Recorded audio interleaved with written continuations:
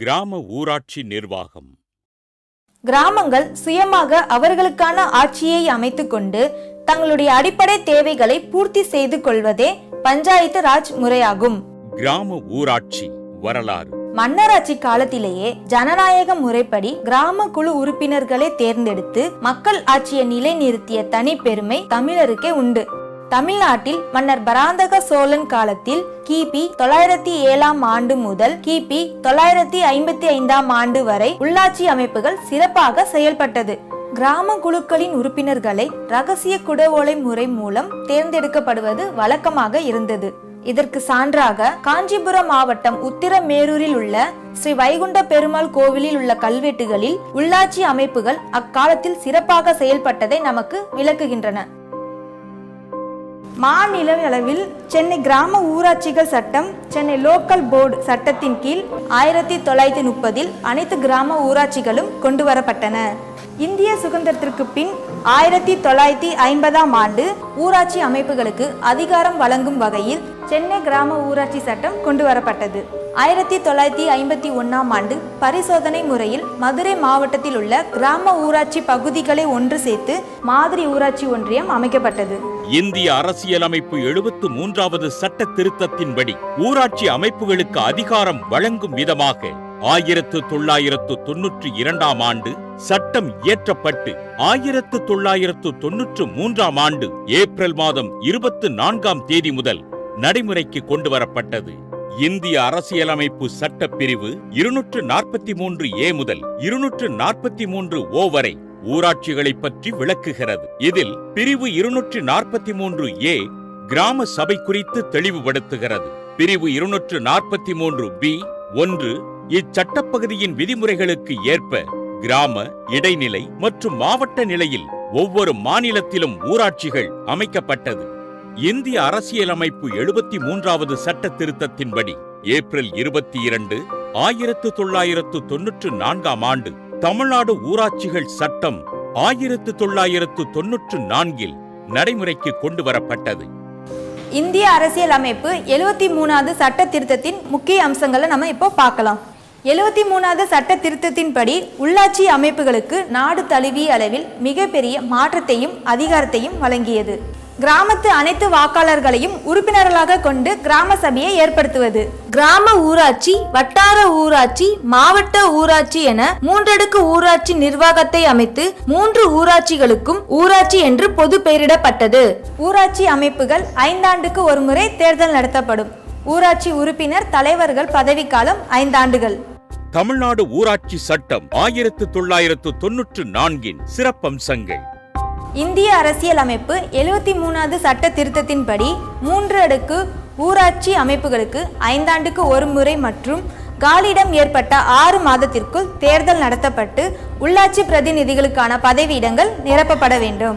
அரசாணை எண் 60 ஊரக வளர்ச்சி மற்றும் ஊராட்சி துறையினால் 23/5/2016 படி பெண்களுக்கான இட ஒதுக்கீட்டில் 50% குறையாமல் இருக்க வேண்டும் என ஆணையிடப்பட்டுள்ளது.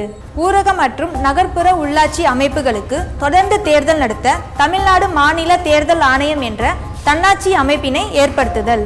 மாவட்ட அளவில் விரிவான திட்டங்களை தயாரித்திட ஊரக மற்றும் நகர்ப்புற உள்ளாட்சி அமைப்புகள் தயாரித்த திட்டங்களை தொகுத்திட மாவட்ட திட்டக்குழுவினை ஏற்படுத்த வேண்டும். தமிழ்நாட்டில் உள்ள கிராமங்களில் ஜனநாயக முறையில் சுய ஆட்சியோடு செயல்பட கிராம ஊராட்சி அமைக்கப்பட்டு கிராம ஊராட்சிகளுக்கு அதிகாரங்கள் வழங்கப்பட்டன. கிராம ஊராட்சி தலைவர்கள் மற்றும் உறுப்பினர்கள் ஜனநாயக முறைப்படி மக்களால் தேர்தல் மூலம் நேரடியாக தேர்ந்தெடுக்கப்படுகிறார்கள். தலைவரை கிராம ஊராட்சி நிர்வாக அலுவலர் என்ற வகையில் தினசரி நிர்வாக அலுவல்களை கவனிக்க வேண்டும். அன்றாட மக்களை சந்தித்து அவர்களின் பிரச்சனைகளை அலசி ஆராய்ந்து உரிய நடவடிக்கை எடுக்க வேண்டும். கிராம ஊராட்சி வரலாறு, கிராம ஊராட்சி நிர்வாகம், அதனுடைய சட்ட திட்டங்களையும் அதன் விதிமுறைகளையும் இன்னைக்கு நாம தெரிஞ்சுக்கிட்டோம். இன்றைய மாணவ மாணவிகளான நீங்க நாளைய கிராம தலைவர் தலைவிகளாக அதிக வாய்ப்பு உள்ளது. அதனால நாம இப்ப கிராம ஊராட்சி நிர்வாகத்தை பத்தி நாம இன்னைக்கு தெரிஞ்சுக்க போறோம். கிராம சபை கிராம ஊராட்சியில் உள்ள அனைத்து வாக்காளர்களையும் உள்ளடக்கிய கிராம சபை கொண்டு வரப்பட்டது. கிராம ஊராட்சிகளில் வெளிப்படையான மற்றும் பொறுப்பான நிர்வாகத்தை ஊக்குவிக்க முறையாக திட்டமிட்டு திட்டங்களை செயல்படுத்தி பயனாளிகளை தேர்வு செய்து பொதுமக்களின் பங்களிப்பை அதிகரிக்க கிராம சபை அமைக்கப்பட்டது. கிராம சபை கூட்டம் கிராம ஊராட்சி தலைவரால் கூட்டப்பட வேண்டும். தலைவர் இல்லாத பட்சத்தில் துணைத் தலைவர் கூட்டத்தை நடத்தலாம். கிராமத்தில் வாக்களிக்க உரிமை உள்ள பொதுமக்கள் அனைவரும் இக்கூட்டத்தில் கலந்து கொண்டு தங்கள் கருத்துக்களை கூறலாம்.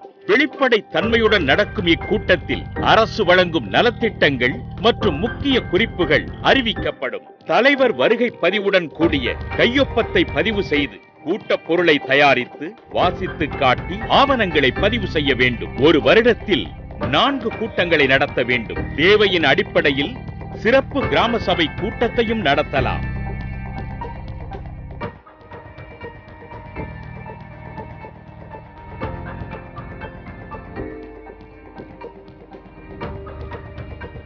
வருடத்தின் முதல் காலாண்டு கூட்டம் தொழிலாளர் தினமான மே 1ஆம் நாள் நடத்த வேண்டும். இதில் அரசின் பல்வேறு வளர்ச்சி திட்டங்கள், திட்டங்களின் பயனாளிகள் பட்டியல் குறித்து பகிர வேண்டும்.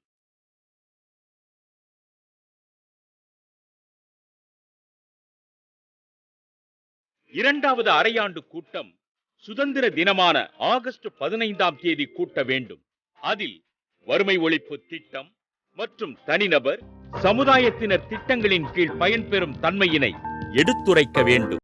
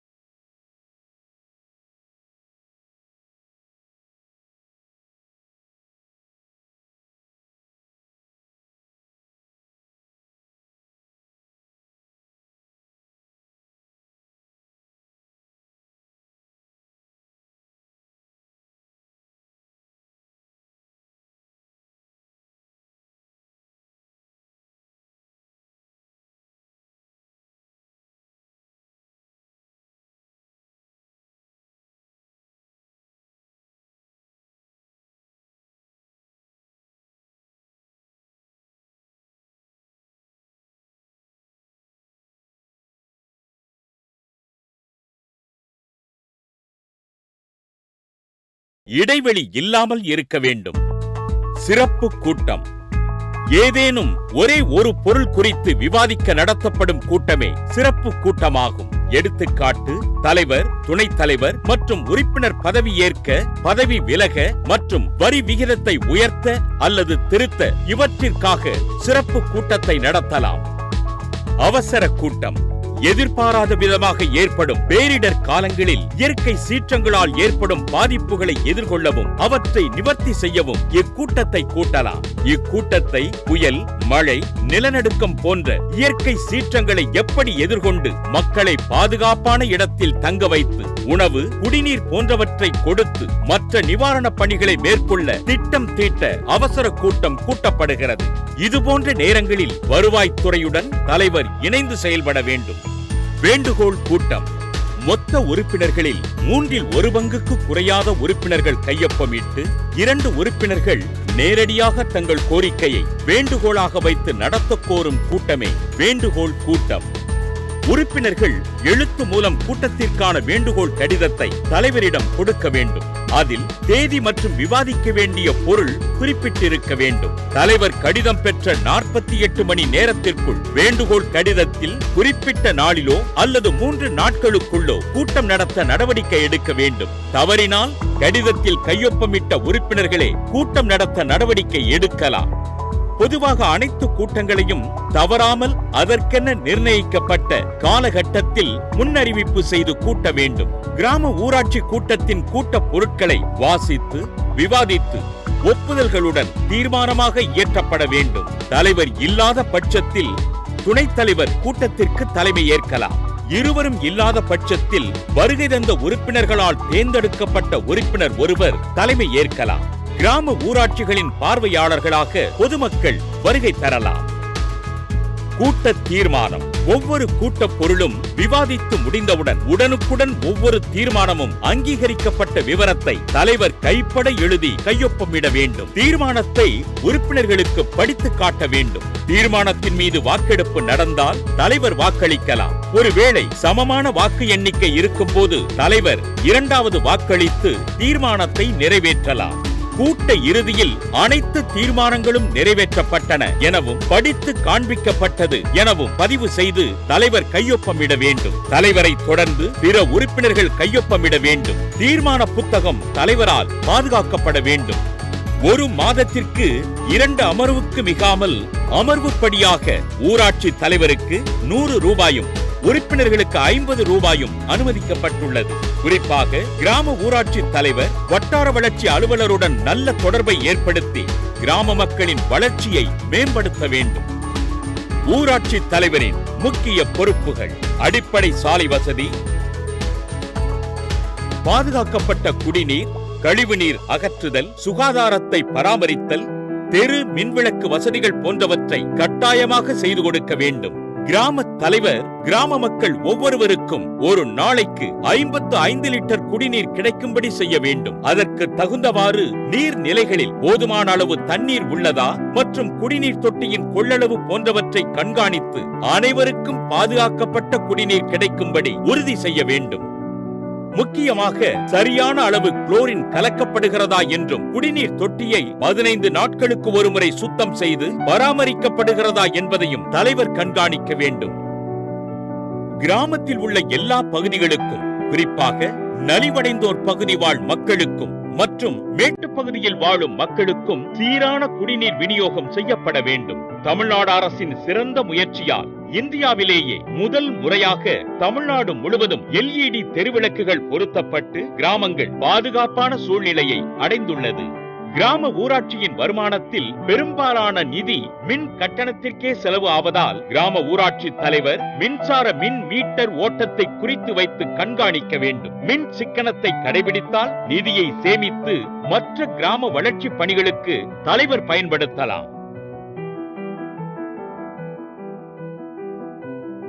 மின் விளக்குகள் சரியாக மாலை 6 மணிக்கு ஏற்றி காலை 5 மணிக்கு அணைக்கப்படுகிறதா என்பதை கவனிக்க வேண்டும். இதற்கு தலைவர் அப்பகுதியில் உள்ள பயனாளர் குழுவை அமைத்து அவர்கள் தெருவிளக்குகளை ஏற்றி அணைத்து பராமரிக்கும் பணியை மேற்கொள்வதை கண்காணிக்கலாம். LED தெருவிளக்குகளுக்கு 5 ஆண்டுகள் வரை உற்பத்தி உத்தரவாதம் இருப்பதால் ஏதாவது பழுதடைந்தால் எந்த ஒரு செலவும் இல்லாமல் உடனுக்குடன் மாற்ற முடியும். கிராமங்கள் தோறும் அடிப்படை சாலை வசதிகளை ஏற்படுத்தி திறந்த வெளியிடங்களில் மலம் கழிக்காமல் நமது கிராமத்தை சுத்தமாகவும் சுகாதாரமாகவும் பேணி காக்க வேண்டும். மேலும் கிராம மக்களின் வாழ்க்கை தரத்தை மேம்படுத்த புதிய குடிநீர் வசதி, சாலைகள், மின்விளக்கு போன்ற வசதிகளை செய்து கொடுக்க வேண்டும். உதாரணத்திற்கு மக்கள் அதிகமாக வசிக்கும் பகுதிகளுக்கு கூடுதலாக தெரு மின் விளக்குகளை அமைத்து பாதுகாப்பினை ஏற்படுத்தலாம். நெருக்கடி மற்றும் நேரத்தை சேமிக்க அதிக மக்கள் உள்ள இடங்களுக்கு கூடுதலாக பாதுகாக்கப்பட்ட குடிநீர் வசதிகளை ஏற்படுத்தி தரலாம். மத்திய மாநில அரசின் வளர்ச்சி திட்டங்களான முதலமைச்சரின் சூரிய சக்தியுடன் கூடிய பசுமை வீடுகள் திட்டம், தூய்மை பாரத இயக்கம், திடக்கழிவு மேலாண்மை திட்டம், ஒருங்கிணைந்த மகளிர் சுகாதார வளாகங்கள் மற்றும் பல்வேறு உள்கட்டமைப்பு மேம்பாட்டு திட்டங்கள் போன்றவற்றை கிராம ஊராட்சிகள் செயல்படுத்த வேண்டும். மாண்புமிகு முதல்வர் அவர்களின் முயற்சியின் காரணமாக தமிழ்நாடு அரசின் உத்தரவின்படி இன்று பெரும்பாலான கிராமங்கள் நெகிழியற்று சுற்றுச்சூழல் மாசு நீங்கி தூய்மையாக இயற்கை எழிலோடு பராமரிக்கப்படுகிறது. புரட்சி தலைவி அம்மா அவர்கள் கொண்டு வந்த புரட்சிகர திட்டமான தூய்மை பாரத இயக்க திட்டத்தின் கீழ் தூய்மை காவலர்கள் வீடுகள் தோறும் சென்று குப்பை கழிவுகளை சேகரித்து தரம் பிரிக்கும் மக்கும் குப்பைகளை உரங்களுக்கும், மக்காத குப்பைகளை மறுசுழற்சி முறைக்கும் பயன்படுத்துகின்றோம். இத்திட்டம் மக்கள் நோய் நொடியின்றி சுகாதாரத்துடன் வாழ பெரிதும் உதவுகிறது. நாம் மக்களின் நலனில் செலுத்தும் அக்கறையும் அவர்கள் மீது கொண்டுள்ள நல்லெண்ணமும் அவர்களின் வாழ்வாதாரத்தை உயர்த்துவதுடன் வளர்ச்சி பாதையை நோக்கி அடுத்த தளத்திற்கு கொண்டு சேர்க்க வழிவகுக்கும் என்பதை கிராம ஊராட்சி தலைவர்கள் நினைவில் கொள்ள வேண்டும். அரசு கிராம ஊராட்சியின் வளர்ச்சியையும் திட்டத்தையும் ஊக்குவிக்கும் வகையில் மாநில அளவில் சிறப்பாக செயல்படும் மகளிர் சுய உதவி குழுக்களில் 5 ஊராட்சி அளவிலான கூட்டமைப்புகளுக்கு தலா ரூபாய் 3 லட்சம் வீதமும், மாவட்ட அளவில் சிறப்பாக செயல்படும் ஒரு ஊராட்சி கூட்டமைப்பிற்கு ரூபாய் 1 லட்சமும் வழங்குகிறது. கிராம ஊராட்சி மன்ற தலைவர்கள் பதவியேற்ற பின்னர் அந்த கிராமத்தின் தற்போது உள்ள நிலையினை ஒவ்வொரு இடமாக புகைப்படம் மற்றும் காணொளி மூலம் பதிவு செய்து உங்கள் பதவி காலமான 5 ஆண்டுகளில் நீங்கள் மேற்கொண்ட கிராம வளர்ச்சி திட்டங்களை புகைப்படம் மற்றும் காணொளி மூலம் தகவல்களாக சேகரித்து மக்களிடம் சேர்ப்பிக்கும் வகையில் உங்களை தலைவராக கொண்டாடுவார்கள். கிராம ஊராட்சி தலைவர் நிர்வாகியாக மட்டும் செயல்படாமல் பெண்களின் முன்னேற்றம், நலிவடைந்த மகளின் பொருளாதார மேம்பாடு, பள்ளிகளின் தரம் மற்றும் படிக்கும் பிள்ளைகளின் வாழ்வியல் மேம்பாடு, நீர் மேலாண்மை, இயற்கை வளத்தை பாதுகாப்பது, விவசாயிக்கு உற்ற தோழனாக விவசாயத்திற்கு அரணாக விளங்க வேண்டும்.